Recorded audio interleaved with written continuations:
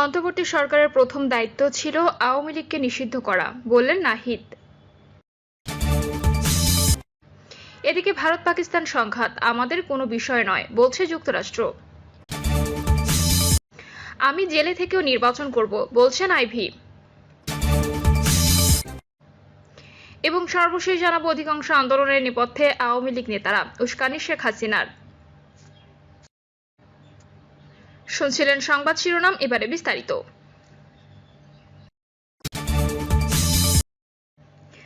অন্তর্বর্তী সরকারের প্রথম দায়িত্ব ছিল আওয়ামী লীগকে নিষিদ্ধ করা, বললেন নাহিদ। জাতীয় নাগরিক পার্টির আহ্বায়ক নাহিদ ইসলাম বলেছেন, অন্তর্বর্তী সরকারের প্রথম দায়িত্ব ছিল আওয়ামী লীগকে নিষিদ্ধ করা। নাহিদ ইসলাম বলেন, আমরা সরকারের বাইরে এবং ভেতরে সেই দাবি বলেছি, কিন্তু আজকে 9 মাস পরেও আওয়ামী লীগকে নিষিদ্ধের জন্য আমাদের আবার রাজপথে নামতে হয়েছে। আওয়ামী লীগকে নিষিদ্ধ করার দাবিতে গতকাল রাত 1টার দিকে মিছিল নিয়ে প্রধান উপদেষ্টা অধ্যাপক মোহাম্মদ ইউনূসের সরকারি বাসভবন যমুনার সামনে যান জাতীয় নাগরিক কমিটির আহ্বায়ক নাহিদ ইসলাম ও সদস্য সচিব আক্তার হোসেন। তাদের সঙ্গে এখানে অবস্থান করছেন দলটির কেন্দ্রীয় নেতারা। ভারত পাকিস্তান সংঘাত আমাদের কোনো বিষয় নয়, বলছে যুক্তরাষ্ট্র। দক্ষিণ এশিয়ার পারমাণবিক অস্ত্রধারী দুই দেশ ভারত ও পাকিস্তানের মধ্যে উত্তেজনা এখন তুঙ্গে। হামলা পাল্টা হামলায় বাড়ছে বৃহত্তর সংঘাতের ঝুঁকি। এমন অবস্থায় ভারত পাকিস্তানের মধ্যকার সংঘাত আমাদের কোনো বিষয় নয় বলে জানিয়েছেন যুক্তরাষ্ট্র। মার্কিন ভাইস প্রেসিডেন্ট জেডি ভ্যান্স বলেছেন, ওয়াশিংটন ভারত ও পাকিস্তানের মধ্যে ক্রমবর্ধমান সংঘাতের উত্তেজনা কমাতে চেয়েছিল, কিন্তু এটা মূলত আমাদের কোনো বিষয় নয়। ফক্স নিউজকে দেওয়া এক সাক্ষাৎকারে ভ্যান্স বলেন, আমরা যা করতে পারি তা হলো তাদের উত্তেজনা কমাতে কিছুটা উৎসাহিত করার চেষ্টা করা, কিন্তু আমরা এমন কোনো যুদ্ধে জড়াবো না যা মূলত আমাদের স্বার্থের সঙ্গে সম্পর্কিত নয় এবং যেখানে আমাদের কোনো নিয়ন্ত্রণ নেই। আন্তর্জাতিক সংঘাত থেকে যুক্তরাষ্ট্রকে বিচ্ছিন্ন রাখার পক্ষে বরাবরই কথা বলে আসা ভ্যান্স আরও বলেন, এই বিষয়ে যুক্তরাষ্ট্র সরাসরি কোনো ভূমিকায় যাচ্ছে না, তবে পরিস্থিতি পর্যবেক্ষণ করা হচ্ছে। এর আগে ভারত ও পাকিস্তানের মধ্যে সংঘাত বন্ধের আহ্বান জানান যুক্তরাষ্ট্রের প্রেসিডেন্ট ডোনাল্ড ট্রাম্প।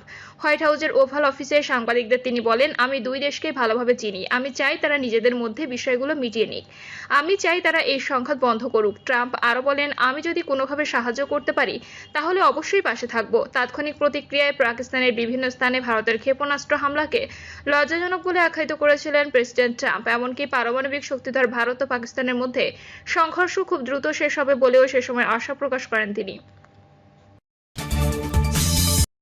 আমি জেলে থেকেও নির্বাচন করব, বলছেন আইভি। নারায়ণগঞ্জ সিটি কর্পোরেশনের সাবেক মেয়র ও জেলা আওয়ামী লীগের সিনিয়র সহসভাপতি ডক্টর সেলিনা হায়াত আইভি বলেছেন, আমি জেলে থেকেও নির্বাচন করব। আমি চুনকার মেয়ে। আইভি বলেন, আমি ভয় পাই না, আমি জেলে থেকেও নির্বাচন করব। আমি চুনকার মেয়ে, আমি সকালে যাব। ভোর রাত 3টার দিকে শহরের দেওভোগ এলাকায় অবস্থিত চুনকা কুটির থেকে আইভিকে গ্রেপ্তার করে পুলিশ। এর আগে বৃহস্পতিবার রাত 11টার দিকে পুলিশের একটি দল শহরের দেওভোগ এলাকায় অবস্থিত আইভির বাড়ি চুনকা কুটিতে প্রবেশ করে। এ সময় আইভির গ্রেপ্তারের খবরে স্থানীয় বাসিন্দারা ও তার নেতাকর্মীরা রাস্তায় নেমে আসলে পুরো এলাকায় উত্তেজনা ছড়িয়ে পড়ে। এ সময় আইভির বাড়ির দিকে যাওয়ার 4টি রাস্তা বাস ঠেলাগাড়ি ভ্যান গাড়ি ফেলে সড়ক অবরোধ করেন আওয়ামী লীগের নেতাকর্মী ও আইভি সমর্থকরা। আশপাশের এলাকায় মসজিদের মাইকে ঘোষণা দিয়ে সবাইকে আইভির বাড়ির দিকে রওনা হওয়ার আহ্বান জানান তারা। রাতভর আইভির বাড়ি ঘিরে রাখেন নেতাকর্মীরা। আইভির গ্রেপ্তার ঠেকাতে দেওভোগের স্থানীয় বাসিন্দাদের পাশাপাশি আশপাশের এলাকা থেকেও আওয়ামী লীগের নেতাকর্মীরা দেওভোগে এসে জড়ো হন। এ সময় নেতাকর্মীদের উদ্দেশ্যে আইভি বলেন, তাদের বলবা আমি দিনের বেলা ছাড়া যাব না, আমাকে আটক করতে হলে দিনের বেলা আসতে হবে, দিনের বেলা আমাকে নিতে হবে।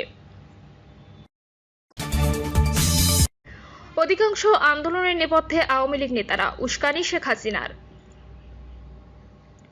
আওয়ামী লীগের নেতার দেশের ভেতর বাইরে বেশ সক্রিয়, চালাচ্ছেন নানা অপতৎপরতা। হোয়াটসঅ্যাপ গ্রুপ সহ বিভিন্ন মাধ্যমে নেতাকর্মীদের উস্কে দিচ্ছেন শেখ হাসিনা। শুধু তাই নয়, পার্শ্ববর্তী একটি দেশে বসে নিয়মিতভাবে গোপন বৈঠকও করছেন তারা। এমনকি ক্ষমতাচ্যুত প্রধানমন্ত্রী শেখ হাসিনা নিজেও নেতাকর্মীদের সঙ্গে টেলিফোনে কথা বলেছেন। উদ্দেশ্য দেশকে অস্থিতিশীল করে বর্তমান সরকারকে প্রশ্নবিদ্ধ করা, পাশাপাশি জাতীয় নির্বাচন অনুষ্ঠানের প্রয়োজনীয় প্রক্রিয়ায় স্বাভাবিক গতি ব্যাহত করা। এক্ষেত্রে যে কোনো সময় বড় ধরনের নাশকতা ঘটিয়ে পরিস্থিতি ঘোলাটে করতে পারে পারে এমন আশঙ্কা সংশ্লিষ্টদের। তাদের আরও অভিমত, নাশকতার কাজে ব্যবহার করা হতে পারে আওয়ামী নেতাকর্মীদের হাতে থাকা 5,500 অস্ত্র। ফ্যাসিবাদ সরকারের 15 বছরে ইস্যু করা এসব অস্ত্র অন্তর্বর্তী সরকার ঘোষিত নির্ধারিত সময়ের মধ্যে জমা পড়েনি, ফলে এগুলো ইতোমধ্যে অবৈধ হয়েছে। এছাড়া পুলিশের কাছ থেকে লুট হওয়া 1,375 অস্ত্র এবং 2,57,849 রাউন্ড গোলাবারুদ এখনো উদ্ধার হয়নি। এর বড় অংশ চলে গেছে নিষিদ্ধ ছাত্রলীগ ও যুবলীগ ক্যাডারদের হাতে, এমনটি মনে করছেন আইন শৃঙ্খলা বাহিনী সংশ্লিষ্টরা। এ বিষয়ে জানতে চাইলে পুলিশের মহাপরিদর্শক বাহারুল আলম বলেন, আওয়ামী লীগের পলাতক গডফাদাররা অনেকদিন ধরেই দেশে নাশকতা সৃষ্টির অপচেষ্টা চালাচ্ছিলেন। তাদের অপতৎপরতা থেমে নেই, অব্যাহতভাবেই তারা দেশের পরিস্থিতি অস্থির করার ষড়যন্ত্রে লিপ্ত। গোপন বৈঠকের পাশাপাশি তারা অনলাইনে বেশি তৎপর। দেশের বাইরে থেকে পলাতক নেতারা নির্দেশ দিচ্ছেন অনলাইনে। তাদের বিরুদ্ধে সাইবার আইনে ব্যবস্থা নেওয়া হবে, কিন্তু এই মুহূর্তে সাইবার সিকিউরিটি অ্যাক্টের প্রয়োগ খুব একটা হচ্ছে না। আগামী দিনগুলোতে এই অ্যাক্টকে অধিকতর কার্যকর করার প্রক্রিয়া চলছে। এক প্রশ্নের জবাবে তিনি বলেন, আওয়ামী লীগের যেসব নেতাকর্মী অস্ত্র জমা দেননি তাদের বিরুদ্ধে অস্ত্র আইনে মামলার নির্দেশ দেওয়া হয়েছে। ইতিমধ্যে মাঠ পর্যায়ে এর প্রয়োগ শুরু হয়ে গেছে। রাজনৈতিক বিশ্লেষক ও সাংবাদিক মাসুদ কামাল বলেন, গত 17 থেকে 18 বছরে আওয়ামী লীগ অনেক টাকা লুটপাট করেছে। তাদের পক্ষে ওই টাকা ব্যয় করে দেশে অস্থিতিশীল পরিস্থিতি তৈরি করা খুব একটা কঠিন ব্যাপার না, কিন্তু সরকারকে এগুলো নিয়ন্ত্রণ করতে হবে। কিভাবে নিয়ন্ত্রণ করবে এটা সরকারের ব্যাপার। এগুলো নিয়ন্ত্রণ না করে পলাতক নেতাদের উপর দোষ চাপিয়ে দায় এড়ানো যাবে না। এক প্রশ্নের জবাবে মাসুদ কামাল বলেন, যেসব অস্ত্র লুট হয়েছে সেগুলো নিশ্চয়ই ভালো মানুষের হাতে পড়েনি, দুষ্কৃতকারী ও সন্ত্রাসীদের হাতেই পড়েছে। সুতরাং দেশে অন্যায় অপরাধ হবে। আমি মনে করি আইন শৃঙ্খলা নিয়ন্ত্রণে সরকারের ব্যর্থতার কারণে অবৈধ অস্ত্র উদ্ধার হচ্ছে না। এই কারণে নানা আশঙ্কা দেখা দিয়েছে। সূত্র জানায়, দায়িত্ব গ্রহণের পরপরই বর্তমান সরকারকে বেকায়দায় ফেলতে একের পর এক চক্রান্ত শুরু করে পরাজিত রাজনৈতিক শক্তি। নানা ইস্যুতে গড়ে তোলা হয় একের পর এক আন্দোলন। এসব আন্দোলনের বেশিরভাগ ক্ষেত্রে নেপথ্যে ছিলেন আওয়ামী লীগ ও এর অঙ্গ সহযোগী সংগঠনের নেতারা। কোনো কোনো ক্ষেত্রে শেখ হাসিনা টেলিফোন বা গ্রুপ কলে উস্কে দিয়েছেন এসব আন্দোলন। শেখ হাসিনার পরিকল্পনা ফাঁস হয়ে যাওয়ায় ভেস্তে যায় আওয়ামী লীগের প্রাথমিক লক্ষ্য। এরপর শুরু হয় নতুন ষড়যন্ত্র। শক্তি বৃদ্ধির নির্দেশনা দেওয়া হয় দলের শীর্ষ পর্যায় থেকে। এরই অংশ হিসেবে সাম্প্রতিক সময়ে রাজধানী সহ দেশের বিভিন্ন স্থানে ঝটিকা মিছিল করে তারা। 20 এপ্রিল খুলনা ও শরীয়তপুরে তারা বড় মিছিল করে। এছাড়া ভারতে অবস্থান করে সম্প্রতি গাইবান্ধার আওয়ামী লীগ নেতার সঙ্গে কথোপকথনে শেখ হাসিনা বলেছেন, আমার বিরুদ্ধে 227টি মামলা হয়েছে, তাই 227 জনকে হত্যা লাইসেন্স পেয়ে গেছি। এটি যে শেখ হাসিনার বক্তব্য তা ফরেনসিক বিশ্লেষণে প্রমাণ পেয়েছে আন্তর্জাতিক অপরাধ ট্রাইব্যুনাল। শেখ হাসিনার এই ধরনের বক্তব্য দেশের আইন শৃঙ্খলা পরিস্থিতিকে অস্থিতিশীল করতে নেতাকর্মীদের উস্কে দেওয়া হচ্ছে বলে অনেকেই মনে করছেন। এর আগে বিভিন্ন সময়ে আওয়ামী লীগ ও এর অঙ্গ সংগঠনের নেতার সঙ্গে শেখ হাসিনার টেলিফোন কথোপকথন এবং তার বক্তৃতা ভাইরাল হয়েছে। তার একটি ভার্চুয়াল বক্তব্যের পর ধানমন্ত্রী 32 নম্বর সহ দেশের বিভিন্ন স্থানে আওয়ামী নেতাদের বাড়িঘর, অফিস ভাঙচুর ও অগ্নিসংযোগ করা হয়।